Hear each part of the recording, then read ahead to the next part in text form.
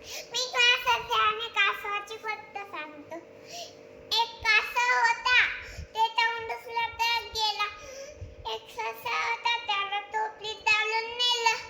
पण टोपलीत त्याला ते मल्ला होता ना, जखमी झाला होता ना ते, म्हणून त्याला घरी दिलं. आम्हीच खाल्लं आणि पट्टी बांधली आणि गेला घडी सोलाय.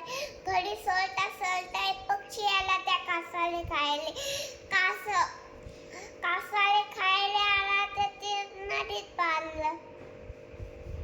मग त्या सस्याला पोहता नाही येत, ते आधीच पडला. मग